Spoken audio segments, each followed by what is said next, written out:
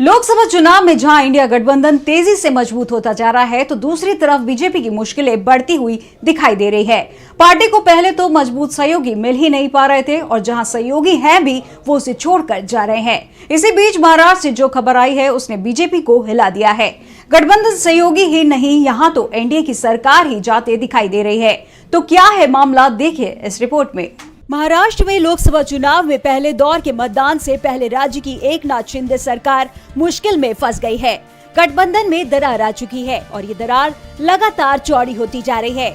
अभी तक बीजेपी महाराष्ट्र में सभी सीटों पर उम्मीदवार तय नहीं कर पाई है। एकनाथ शिंदे और अजीत पवार का गुट तो एक भी सीट पर उम्मीदवार नहीं उतार पाया है। उल्टा अब अजीत पवार ने गठबंधन छोड़ने का ऐलान कर दिया है। उन्होंने चेतावनी दी है कि अगर शिंदे ने अपने रवैये में बदलाव नहीं किया तो वो सरकार छोड़ देंगे। महायुति जो एनडीए का ही हिस्सा है, उसे छोड़ने का ऐलान भी अजीत पवार कर रहे हैं। मालूम हो कि अजीत पवार के नेतृत्व वाली एनसीपी, भारतीय जनता पार्टी और शिंदे के नेतृत्व वाली शिवसेना राज्य में सत्तारूढ़ गठबंधन महायुति में शामिल है।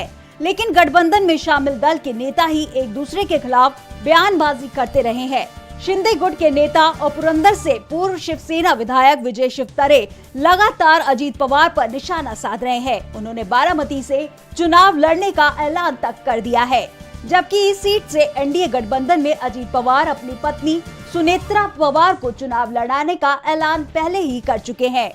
शिवतारे ने कहा कि वे इस निर्वाचन क्षेत्र को पवार परिवार से मुक्त कराने के लिए चुनाव लड़ना चाहते हैं।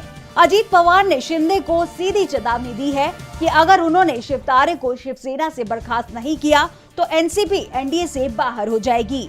अजीत पवार के ऐलान ने बीजेपी हाईकमान भी परेशान दिखाई दे रहा है। पहले से ही कमजोर पड़ते एनडीए से एक और दल चुनाव के समय निकल जाता है तो बीजेपी के लिए महाराष्ट्र की लड़ाई बहुत मुश्किल हो जाएगी।